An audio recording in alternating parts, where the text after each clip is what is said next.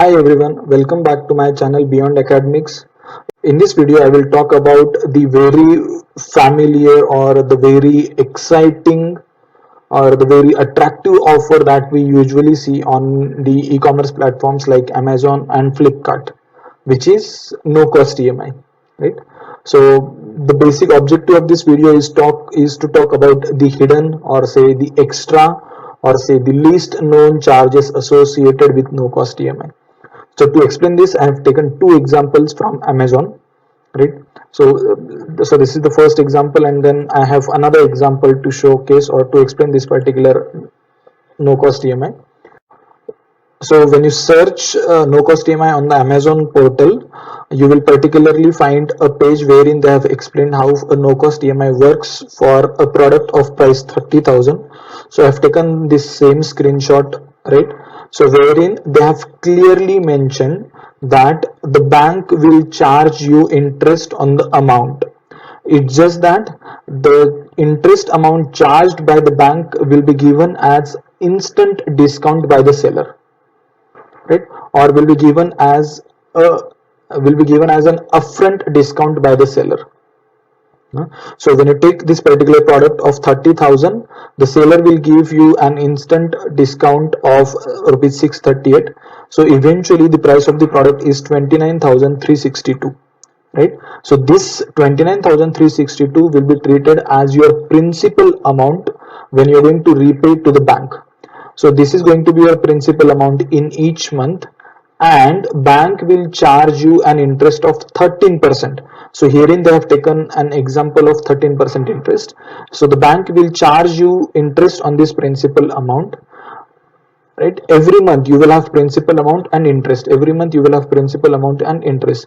It's just that total interest that you will be paying to the bank is given as an upfront discount to the buyer.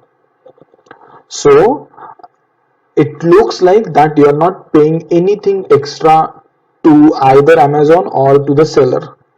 But remember, when you buy a particular product using no cost EMI, you are supposed to pay 18% GST on the interest amount, and that is the extra charge that you will have to pay when you avail no cost EMI. So as you can see here, 318, 213 and 107 was the interest amount that you are paying each month. So when you calculate 18% GST on the interest of each month, this is your total GST that you will be paying, and meaning 114 rupees extra you will be paying when you avail this no cost EMI, right? So while going further, I have done another simple calculation for this. So when you avail this particular no cost EMI having 10,000 rupees EMI, so ideally this 10,000 you will have in your saving account for 1 month. This 10,000 you will have into your saving account for 2 months, and this 10,000 you will have into your saving account for 3 months. So when you calculate interest that you will earn from the bank in your saving account on this particular amount, this is what you will earn. So here I have taken the current interest on the saving account. So 2.75 interest per annum I have taken for the simple calculation. So this is what you will earn. So as you can see, you will be paying 114 rupees extra as a GST on the interest amount. At the same time, you can earn 137 rupees as an interest in your saving account. Now in the worst case, I have assumed that like you have purchased that particular product towards the end of your credit cycle, so still you will get 20 minimum 20 days for the first EMI payment. So if I assume that particular case, so the first 10,000 you will have for 20 days, then remaining 20,000 for the another month, and remaining 10,000 for the another month. So if I calculate accordingly, you will earn this much interest on your saving amount. So again, as you can see, this is the GST amount that you will be paying extra, and in the worst case, this is what you're going to earn in your saving account.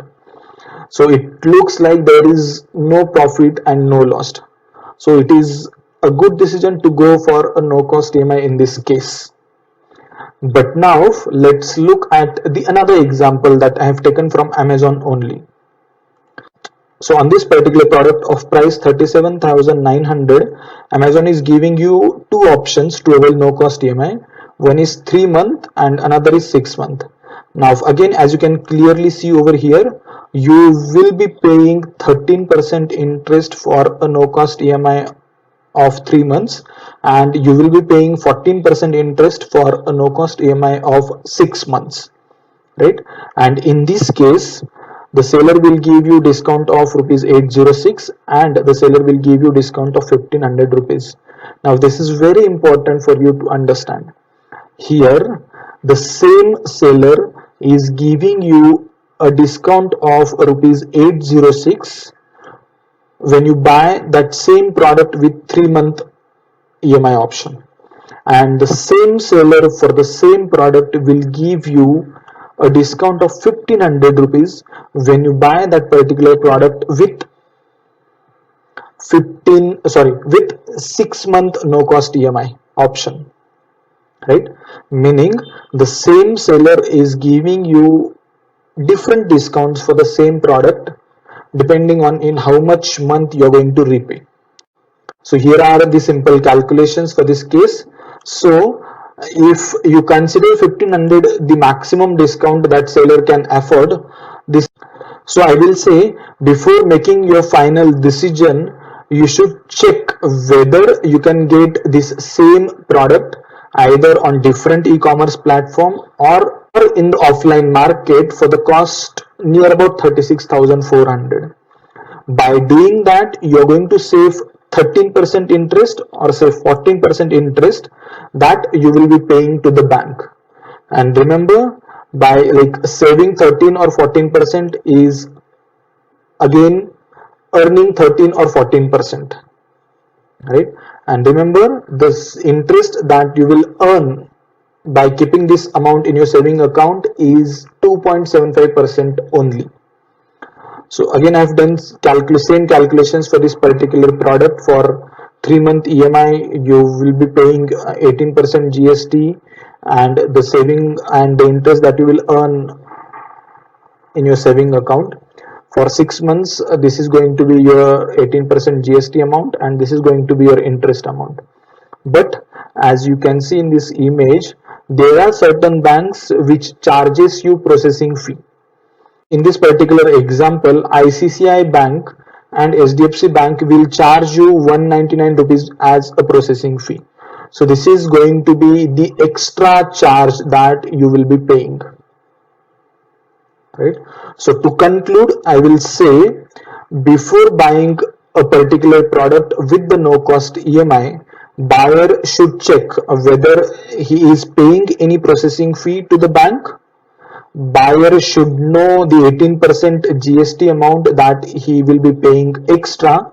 And the last and very important point, if you have this amount in cash with you and you can get that same product for a lesser price either on different e-commerce platform or in the offline market for the cash payment, like if you make that entire payment in cash, if you can get that particular product for a lesser price, buying that product for this price for the lesser price is the wise decision, than the no cost EMI. So I hope with these simple calculations with the illustrations using Excel sheet, you have a better understanding of the no cost EMI calculations. So if you found this information useful, do like this video, do share with your contacts, and don't forget to subscribe to the channel and press the bell icon for upcoming notifications. Thank you for watching.